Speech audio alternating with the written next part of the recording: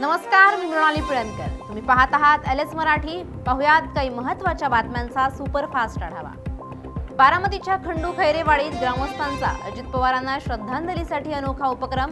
ग्रामस्थांकडून मतदान करण्याआधी रक्तदान शिबिराचं आयोजन. जय पवारांकडून कौतुक. मी अजूनही शरद पवारांच्या राष्ट्रवादीत, मी भाजपमध्ये पक्षप्रवेश केलेला नाही. प्राजक्त तनपुरेंकडून स्पष्ट. मी थांबलो, हीच माझी मोठी भूमिका. तनपुरेंचं वक्तव्य. नाशिकच्या टीसीएस कंपनी प्रकरणात चौथ्या पीडितेचा महिला आयोगासमोर जबाब. कंपनीत नेटचं पासवर्डही अश्लील भाषेत. आरोपींनी धार्मिक भावना दुखावल्या असून ट्रेनी असताना रजा मेमनकडून अश्लील संभाषण आणि छळाचा आरोप. भोंदूबाबा राजेंद्र गडगेची 5 दिवसांची पोलीस कोठडी आज संपणार. गडगेला संगमनेर पोलीस न्यायालयात करणार हजर. अनिष्ट तक्रारीनंतर भोंदू गडगे गजाआड. नवी मुंबई सीबीएसई शाळेत शिक्षक पुरवण्यासाठी 33 कोटींचं कंत्राट महिला मंडळाला. अशोक खरात करायचं आहे का? मंदा म्हात्रे यांचा भाजपला घरचा आहे. बदलापूर स्त्री बीच प्रकरणात धक्कादायक माहिती समोर. स्त्री बीच गुन्ह्यातील 30 डॉक्टरांना notice.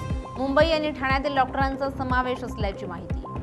Mumbai Pune express way 3 तासांसाठी बंद. 12 ते 3 वेळेत लेन बंद. कामादरम्यान अनुचित प्रकार टाळण्यासाठी पोलिसांचं पाऊल.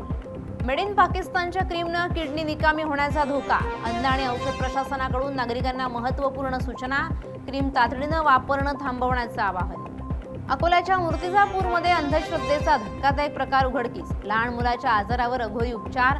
भोंदूबाबावर गुन्हा दाखल. जळगावच्या भुसावळमध्ये वीज वितरणच्या डीपीला आग. काही वेळातच आगीनं रौद्ररूप केलं धारण. सुदैवानं जीवितहानी टळली. या होत्या आताच्या घडीच्या काही महत्त्वाच्या बातम्या. अशाच महत्त्वाच्या बातम्यांसाठी पाहत रहा एलएस मराठी.